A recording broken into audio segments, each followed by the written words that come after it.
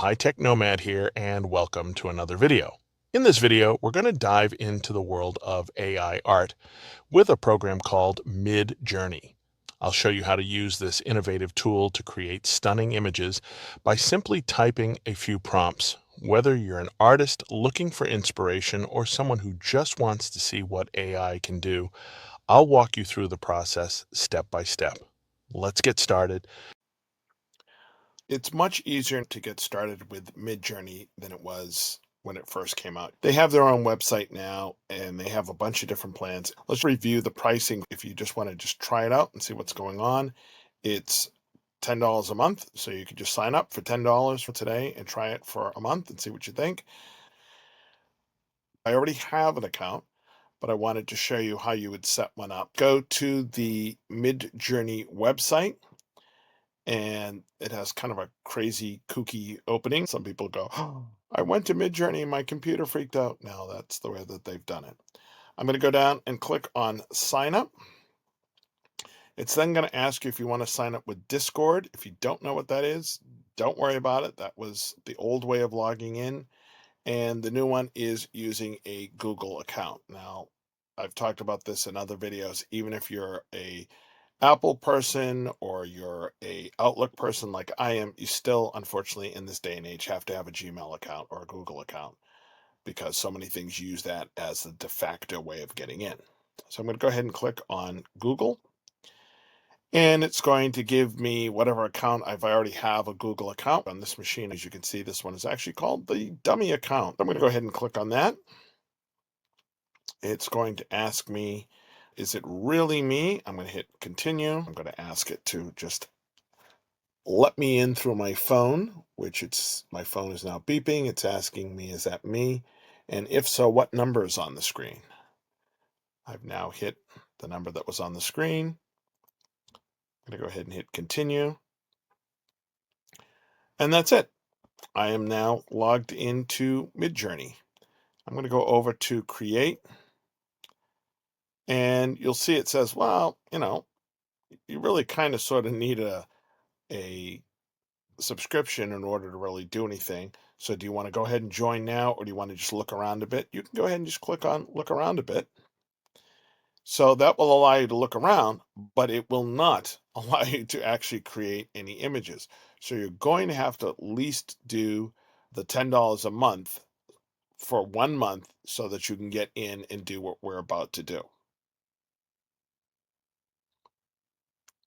Now that we've signed up for the service, we're able to click on the create button with the little paintbrush, and you could use it just like this. I'm going to show you some basic things that you can do. So I can type in car, and it's very similar to ChatGPT and some of the other AIs that we work with on this channel.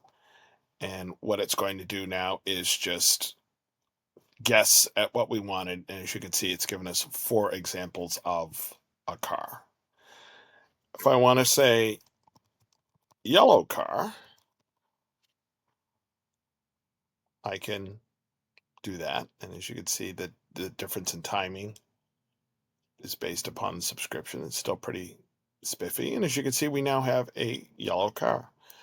I could say yellow car driven by a cat in a top hat. Now you'll see with both the yellow car and the original car, we are going to get different styles, whereas this one kind of looks like it's on another planet. This one sort of looks like it's a painting. This one looks like it's a photograph, and this one's kind of a combination of all of those. Same thing when we had the yellow car. There's different styles, and I'm going to show you how to change those styles. Well, let's see what we have here. So we actually have a yellow car being driven by a cat in a top hat. And you'll see that this one here even said, well, you didn't say the top hat was on the cat. You said a yellow car being driven by a cat in a top hat. And it came up with a really unique way of doing it here. You can start off just by doing that, just by typing in. We can have, let's see, people eating lunch on another planet.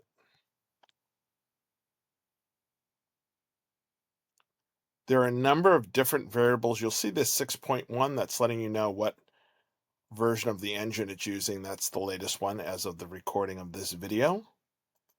You could take any one of these. Oh, that I guess they better be careful there. You can take any one of these images, click on it, and make changes. You can see we have a subtle change, strong change, upscale. So there's a lot of different features, but what I wanted to show you right now is it's that simple to get started using this. That once you have an account, you can just kind of type things in and get images that come out. You could save an image to your computer by clicking this or add it to your favorites so that you can find it later on. Let's take a look at the first option, which is this set of options right here. And as you can see, the first thing is I can say right now we're getting squares, but I can actually get a portrait or I can get a landscape. And these are you sort of drag these around. These are sort of try as you will to get a different style. And I'm going to actually give you a list of these styles. So these styles are numbers.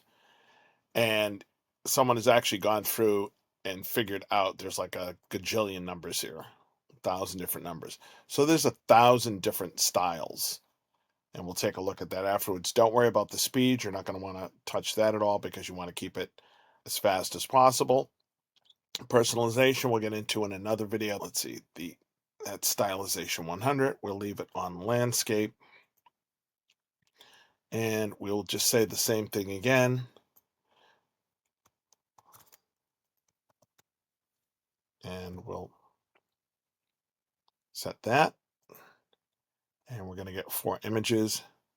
And actually, while it's doing that, remember I said your subscription will determine how many sets of pictures you can do at once.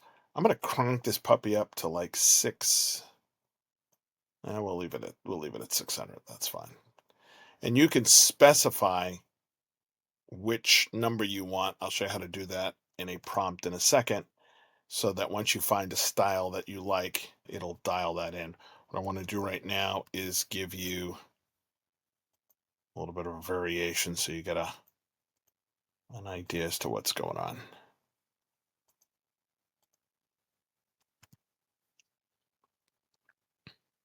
So this one has sort of almost a photorealistic look. This one is a little different. So each one of these styles is represented by a number. And as you can see, by dialing up that other style, now we have a totally different look to our image.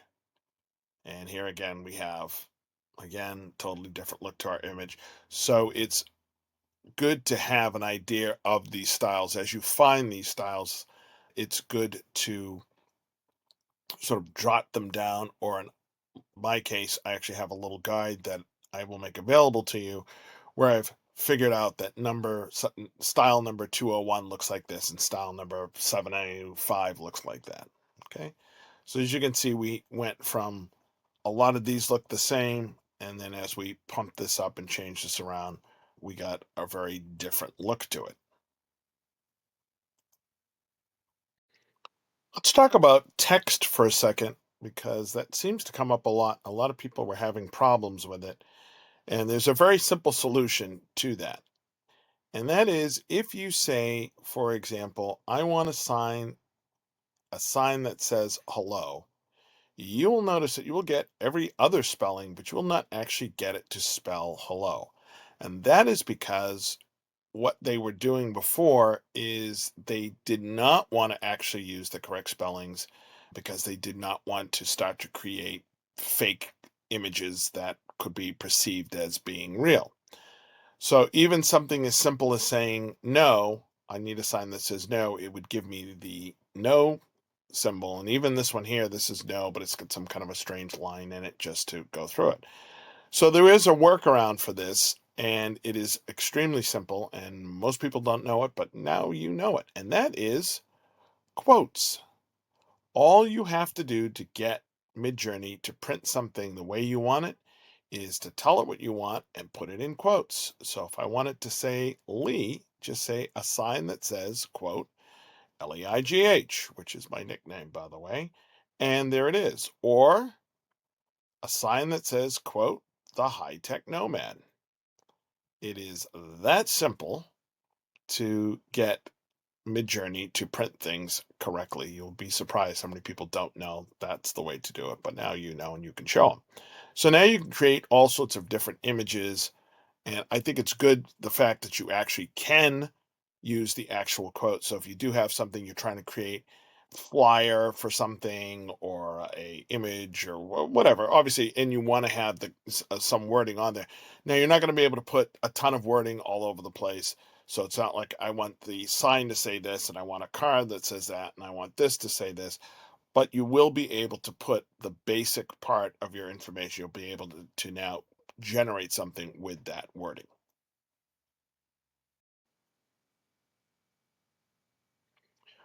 When you try to incorporate multiple words, you will see that it just will not do it. So you can't say put this on one sign and this on the rocket. It's just going to mix them up back and forth. However, as I said, if you are trying to get a single phrase or wording on a specific item, you can do that. Just make sure that you use the quotes. So there are a million different styles. My goal for this video is to get you interested in playing with Midjourney. So I've created a spreadsheet. I'm going to give you the link for this down below. And it's just a very easy way for you to create some prompts, some ways of telling it what to do. You'll find over on the left an example of the output that you'll get. And then I actually gave you a couple of suggestions. There's some drop downs. Let's see, a beautiful girl at a party. So all you do is you can just sort of pick from that drop down, then click over here, do a copy, and then come back to your Midjourney and do a paste, and it will get you that output. Now, the other thing that I want you to do while you're using this, and again, these are not real people. These are not real photographs that actually created this for us just now. And I want you to look at the prompts and just start playing with them because that's what you do. So I could say, let's see, vintage 2000s Polaroid photo of a very beautiful girl at a party, white margins, and that's to give it the look of a Polaroid, a 35 millimeter photo flash, photo type, party vibe. I could just as easily say let's see, of a cat at a party. And it's going to use that same prompt and just change the subject matter. So I've given you a large range. Oh, see, look, see, he's enjoying himself. And again, these are not real photographs. It is because I gave all of that information that we got the look that we got. All right. So I've given you a bunch of different.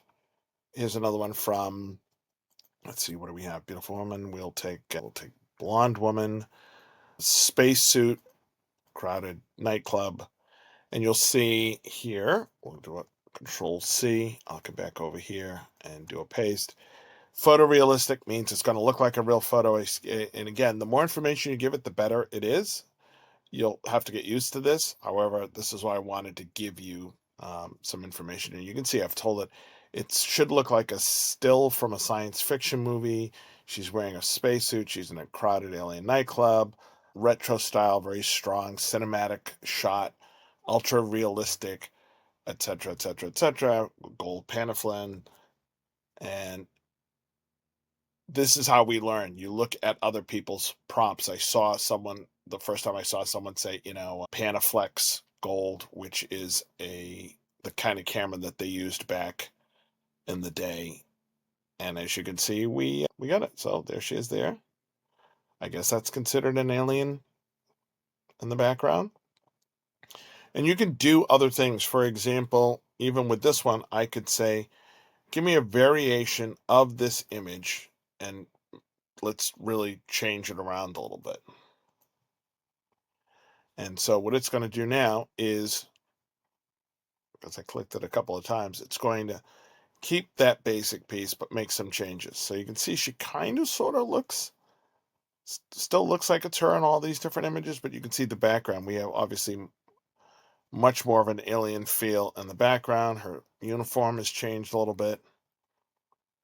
Again, she looks the same in all of these.